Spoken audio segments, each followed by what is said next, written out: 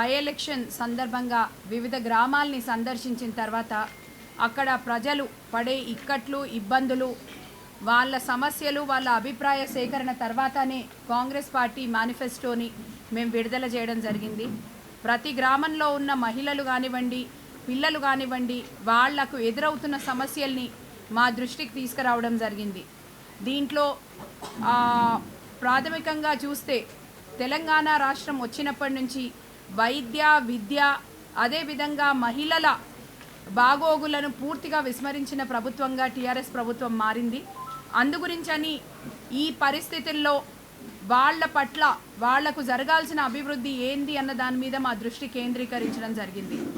అదేవిధంగా మునుగోడు నియోజకవర్గంలో చెర్లగూడెం రిజర్వాయర్ కడతాము అని చెప్పి ఎప్పుడో 8 ఏళ్ళు దాదాపు కావస్తోంది ఇప్పుడు. ఎందుకంటే అధికారంలోకి వచ్చిన కొత్తలో శంకుస్థాపన చేస్తే ఈ రోజు వరకు R&R ప్యాకేజ్ కానీ భూ నిర్వాసితులకు ఉన్న సమస్యలు పరిష్కారం చేయడం కానీ ఈ ప్రభుత్వం విస్మరించింది. కిష్రాంపల్లి రిజర్వాయర్ లక్ష్మణాపురంలో ఉన్న గ్రామంలో ఉన్న ప్రజలు దాదాపు గ్రామంలో దిగ్బంధనం చేసి వాళ్ళకి నిత్యావసర అవసరాలు ఉంటే తప్పించి గ్రామం నుంచి బయటికి రాని పరిస్థితిలో భయాందోళనకు గురి చేస్తున్నారు.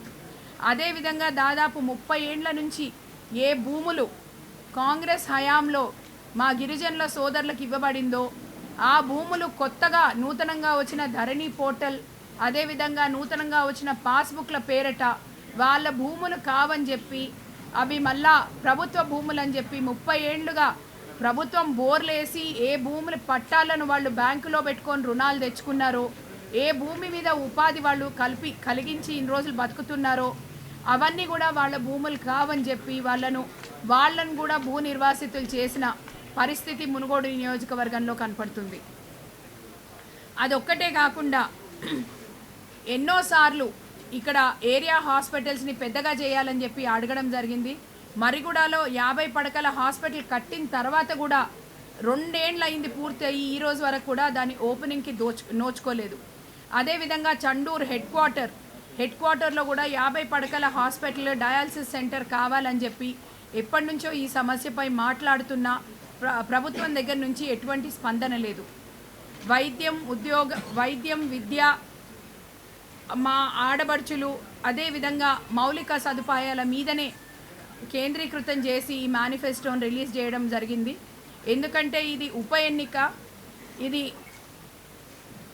సాధారణ ఎన్నిక కాదు అన్న విషయాన్ని మేము దృష్టిలో పెట్టుకొని ఇక్కడ ఇచ్చే హామీల్ని కూడా ఆకాశాన్ని అంటనట్టు అదేవిధంగా అసాధ్యమైన హామీలు ఏవి కూడా ఈ మేనిఫెస్టోలో మేము రిలీజ్ చేయడం జరగలేదు. చండూర్ రెవెన్యూ డివిజన్ చేయాలన్న విషయంపై కూడా ఒక చర్చ జరుగుతోంది, దానిపైన ఒక పోరాటం జరుగుతోంది.